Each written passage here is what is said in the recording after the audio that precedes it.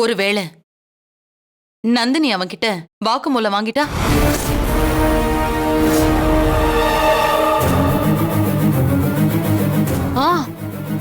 ஏன்னா சேகர் விஷயத்திலையும் பாலு விஷயத்திலையும் அந்த நந்தினி ஏமாந்துட்டா. ஆனா இப்ப அவ பாஸ்கரை உயிரோட பிடிச்சிருக்கா. அவனை எப்படியும் காப்பாத்தி வாக்குமூலம் வாங்கணும்னு அந்த நந்தினி வெறியோட இருப்பா. பாஸ்கர் 6 மணிக்கு பிடிபடுவான்னு அவளுக்கு செய்தி கிடைச்ச உடனே போய் அவனை புடிச்சிட்டா. அப்ப 7 மணிக்கு செத்துருவாங்கிறதையும் அந்த நந்தினி நம்புவாள்ல. அப்போ அவனை சாக விடக்கூடாதுன்னு போராடுவாள்ல.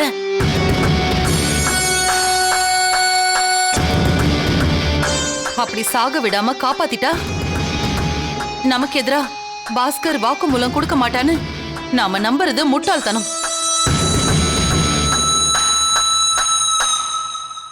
அதனால நடக்கிறதையெல்லாம் வேடிக்கை பார்த்துக்கிட்டு நாம சும்மா இருக்க கூடாதுன்னு தான் தோணுது.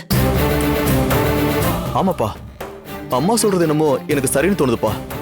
7 மணிக்கு பாஸ்கர் செத்துருவான்னு நந்தினி நம்புனா அந்த 1/2 மணி நேரத்துல அவங்கிட்ட வாக்குமூலம் வாங்கணும்னு கண்டிப்பா அவ முயற்சி பண்ணுவா.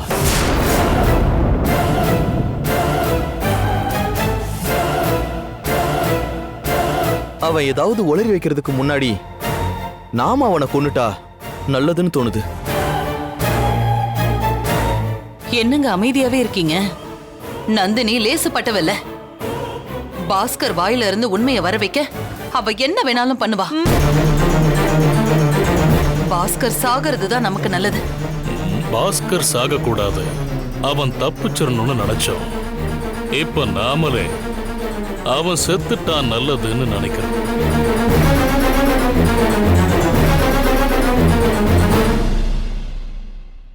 தனி ரூம்ல பாஸ்கர் கூட நந்தினி இருக்கா.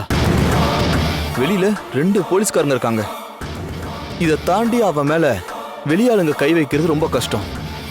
ஆனாலும் எப்படியாவது அவனை காலி பண்ணணும். என்ன பண்ணுவ?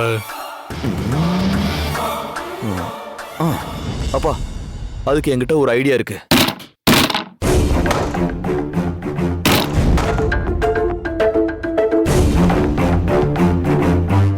என்னடா சத்தம்? தெரியலையேப்பா, வாங்க பாப்போம்.